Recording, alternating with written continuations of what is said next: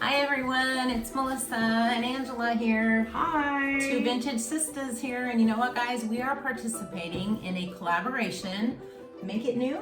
Make It New. Make It New challenge, and it's with My Blessed Nest and Be Thrifty 2. So I love that name. I know, Be Thrifty 2, and she even uses the number 2. Very, very clever. So we are going to be doing frames, Make It New. We have a bunch of really cool old vintage pictures. And how many of you guys like go see, or when you're out and about, see pictures at the Goodwill, antique stores, and you look at them and go, wow, that's really a great image, but then you look at the frame and you're like, that's so 80s, That's or very 80s, or yeah. dark, or so guess what guys, we're going to show you, and Angela here is actually going to kind of lead us because she is pretty crafty, and her and her husband have been doing some pretty cool stuff in their house. So which will be an upcoming video. yeah, you get to see. So hang in there, and here we go. Okay, so the first thing we're going to do is we're going to work on this Mary Englebright frame, and it's black. It's okay, right? Yeah, it's fine. Yeah, but it still looks a little dated to me. And you know, it's got a few little dings and stuff from just being at the craft store or at the thrift store. So we're going to make this look a little bit better. So what I'm going to do now, in the future, we're going to be painting some of the frames. But right now, with this one, we're just going to take some sandpaper. And this isn't a very fine sandpaper. This is a coarse grit number 60. This is the package right there. No, you know it's backwards for you, but it's 60. Right. But I also have a finer grit sandpaper on this block here. So you can try either one. It just depends on what your look is, what you're going for. So I'm just going to take this and I'm going to just rough this up. And we're going to just give it a shabby chic look. We're going to make it new in the sense that we're going to give it a whole different look, and we think maybe make it even cuter or nicer. Okay, so now I think we should stop it. Or actually, we can fast forward this part. Sorry. Oh, because we can do. Because I don't think they're going to want to hear this. No. So we can just do that fast motion. Speed it up. It's speeding it up, right? Yeah, is that going to Want me to hold it? The camera's not moving.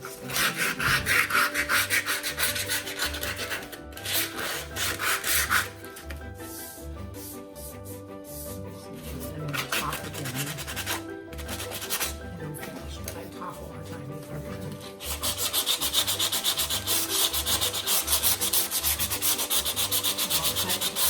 Cut it. When you start talking, I'll cut it. Fast forward and cut it. When you start talking, I'll replay it. You know, just let it fade in and talking. But yeah, I have until 10. This doesn't work. See, the phone's not moving. Yeah, because I'm holding it up and I'm trying not to Want me leave. to hold it? I'm not gonna. That helps. Keep it.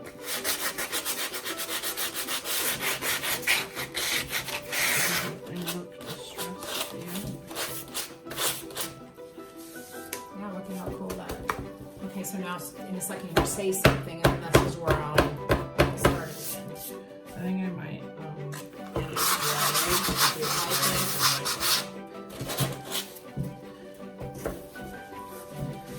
So I would probably cut this one. Gosh, I can't find these and stop and start. Okay, so now we're just going to take a rag, just a damp rag, and wipe this off. Just wipe off all that extra dust. I love how this is turning out.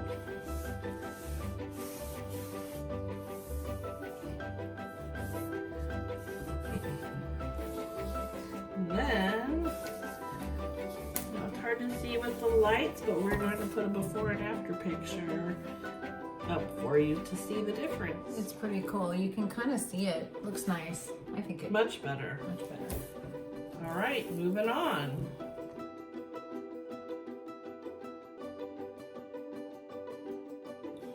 Okay guys, so now we're on to project number 2. And we just want to give you a quick tip. So how many of you buy things and they have annoying, I swear, they always stick Goodwill and Value Village or Savers, they always stick price tags right on the front of something, like right where you don't want it. So this is what we do. So this is just hand gel from the Dollar Tree, right? Just $1. I mean, geez, that's a lot of hand gel. And this, you guys, how many of you have heard of Pampered Chef? But this is a Pampered Chef scraper, and this little tool is like gold. Like this, I think has so many uses. We use it for lots of things. We just put a little hand gel. We found that the cheaper the hand gel, the better it works. Which is, so don't waste your good hand gel on this little project. And basically, right, you just, am I doing it right? Yeah. Sometimes you'll want to let the hand gel kind of soak into I did it a little bit fast, more. I think, but it's working. But yeah, for the sake of the video, you get the idea. Look at that, you guys. And you can still kind of feel the, you know, the little bit of stickiness. And you know, the thing about this is this plastic doesn't really hurt the glass. Yeah. As long as you don't, right? I mean, anyway, just a great tip, you guys, for getting price stickers off of things in places that we don't want them. And yeah, the more hand gel you use and the more you kind of wipe it with the napkin or a paper towel, the more that sticker will come off. It just kind of helps disintegrate it. And again, letting it sit helps, but we were kind of trying to speed it up for the, but it's coming off, yeah. And some people just use a rubbing alcohol, but we found that the hand gel, because it has a little bit of glycerin in it, helps take it off as well. That's the key, I think. Okay, I think we did it. All right, awesome. Yay, now into painting.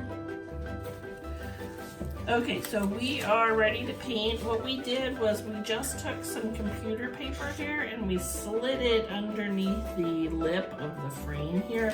Now this picture, you can't take the back off. I mean, you could, but it already has the sticker on it. It's nice in the back.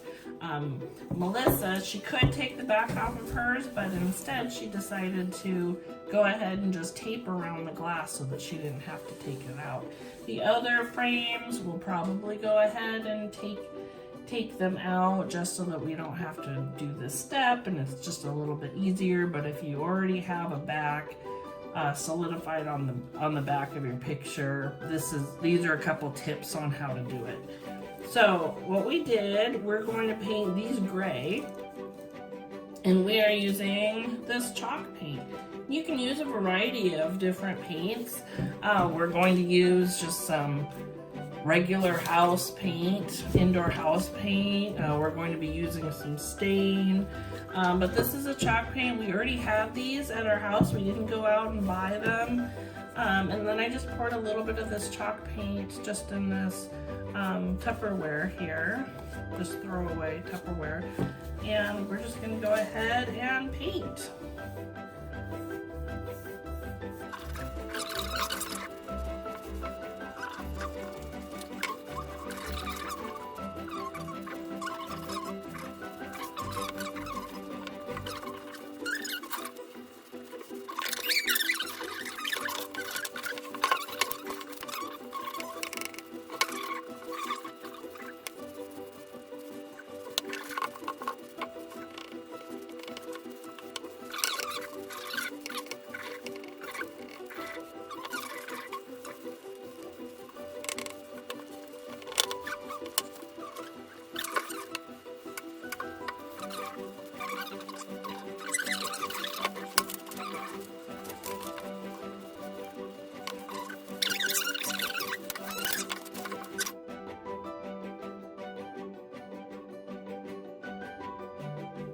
Okay, so we are moving on to our next pictures, and I'm going to do this one in gray here, and Melissa is going to do the cute little angels in sort of a turquoise teal blue. So keep watching. Here we go.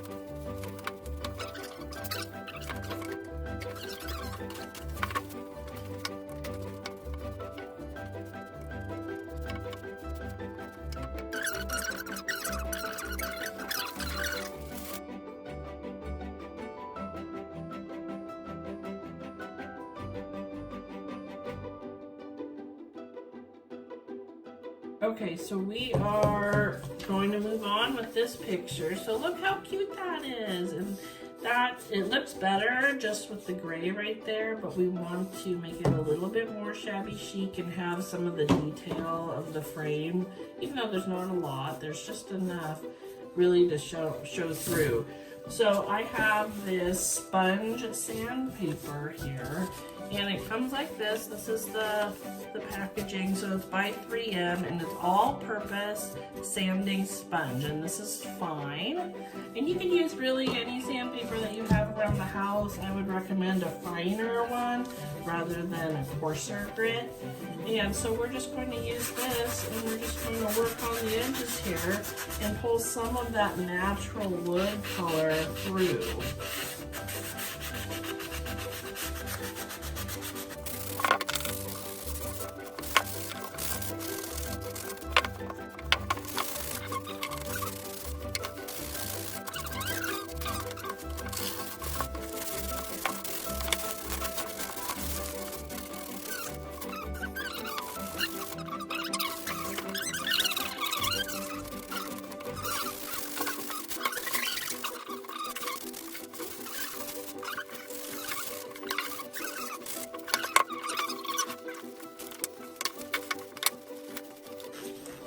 Okay everyone, I think this one was definitely a hit. You can kind of see when we put it up close that the edges are distressed. We didn't add any stain to this one. I don't really think that it needs any stain. I think it just gives a little bit of that shabby chic look to it.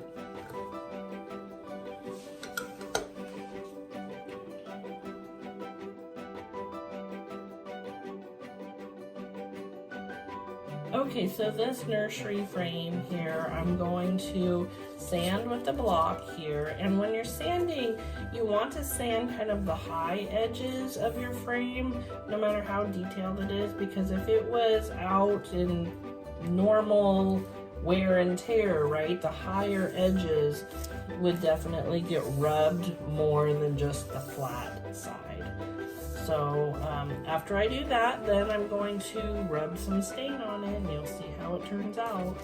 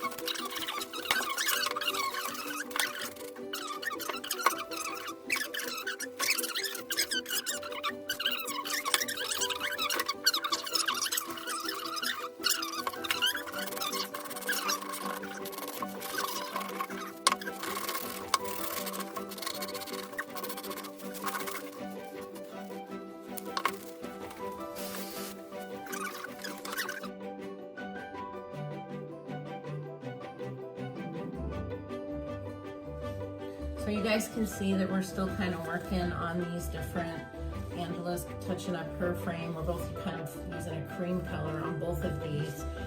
As as you can see, and I'm trying to distress just these upper rope. See, it's kind of a rope braided edge. Angela has been a very good teacher and told me the best to do is just to sand off this very high edge, like she said earlier, where it would get its normal wear. So I'm just gonna try, just so I can show you what it looks like before, and we'll see what happens.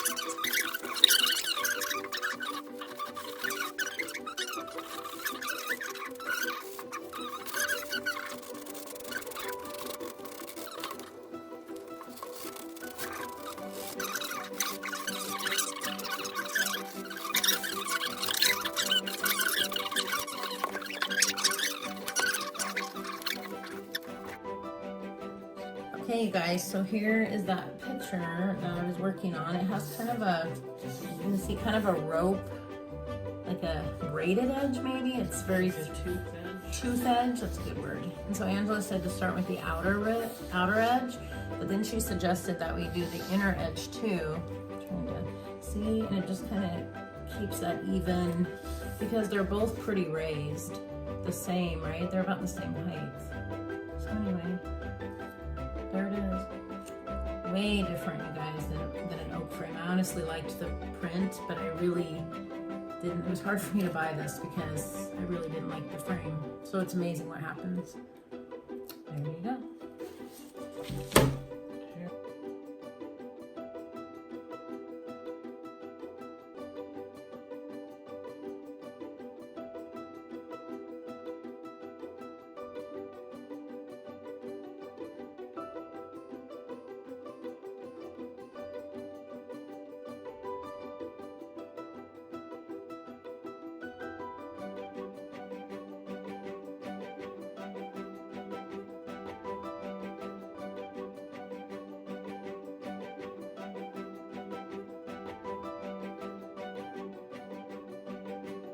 Oh my gosh, that took a lot longer than what we thought it would. 3 hours later. But we have some fun projects, and we hope that you liked our video and you got a few tips, and our pictures will be available in our shops. Mine is ourretroreflections.etsy.com. Mine is onevintagejunkie.etsy.com. Well, thanks for watching, everyone. Thank you. Bye. Bye-bye.